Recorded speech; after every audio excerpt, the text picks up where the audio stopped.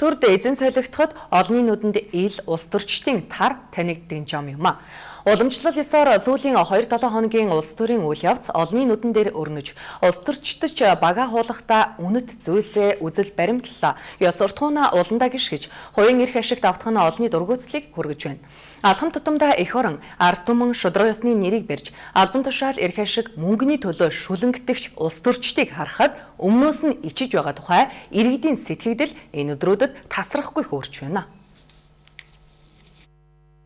Улс төрчид бага хуулах тохиолдлыг тэр бүр олж харах боломж байдаггүй. Тэдний урвалт, шарвалт, авлиг энэ төр олонний нүдэн дээр болгоч тэд уснаас норохгүй гарч чаддаг улсууд. Ялангуяа ард түмний нэрийг барих, шудраг байдал гэж шоудах зэрэгт байнга улс төр хөөгд байдаггүй. Амьдралдаа бүх анхаарлаа тавьсан иргэдэд тэр бүр үнэн нүүр царайн тод харагддаггүй. Гэвч тэдний багийг хуулсан үйл явдлууд сүүлийн үед Монголын төрийн хэмжээнд хангалттай өрнөх боллоо. Энэ бүх үйл явдлын дунд улсын хурал, улс төрчдийн нэр хүнд шалан дөнхөрч, иргэдийн бухимдал дээцэгтээ тулсан энэ цагт гишүүд мянган сайхан үлгэр яриадаж тэдэнд итгэх итгэл нэгэнд ирэхгүй болтлоо унжээ. Өчигдөр гэхэд ардсан намаас засгийн газрыг огцруулах асуудлаар улсын хурал дахь ардсан намын бүлгийнхээ эсрэг шийдвэр гаргасан.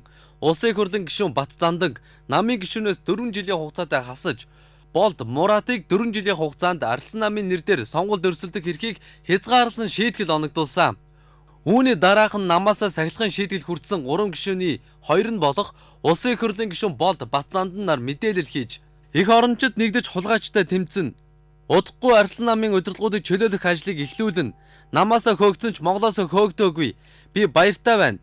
Намын бүлгээс гарлаа гэх мэтээр зөсөн хөөрч эрдсэн мэдэгдэл хийв. Харин төрийн орны нөгөө талд боловсрол соёл шинжилгээ ухаан спортын сайд цогцлмаг засгийн газрын гишүүнээс нь хөөсөн тухай мэдээлэл хийж байв. Түүнийг засгийн газрын танхимаар ажиллах хуулийн заалтыг зөрчиж, кабинетийн зарчмаас гajсан шийдвэрийг гаргасан гэх үндэслэлээр чөлөөлөх шийдвэрийг ерөнхий сайд хөрс өг гаргасан байна. Гэтэл цогцлмаа сайд хэвлэлийнхний өмнө гарч ирээд би улс төрчийнхээ хувьд ёс зүйд суурилсан шийдвэр гаргасан.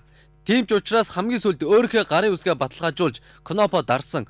Би улс төрчийнхөө хувьд өөрийнхөө гаргасан шийдвэртээ ёс зүйн хувь хүнийхээ зарчмынхаа хувьд ч ямар нэгэн байдлаар засагч нь үлдчихлээ, намайг аваад үлдээчтэй гэсэн үг хэлэхгүй.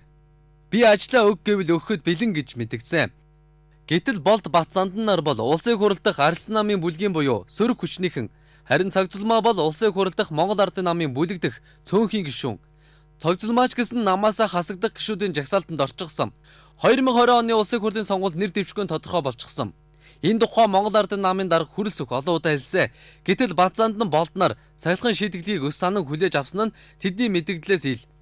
Гэвч тэд намаа парламентэд цөөнхийн цөөх болсон сөрөг хүчин байх хүндхэн үед хариуцлага хүлээх чадамжгүй гэдгийг харуулж, өс санаж, өчүүхэн сэтгэлээр шийдгэлт хандаж, өөрт нь сахилгын шийдгэл оногдуулсан дарга эргүүлэн тонгорохдоо ардсан намыг бүлэггүй болгосон нь итгэл бус, жигшил төрүүлсэн гэд шууд хэлчих хүн захаас аваад олдож байна.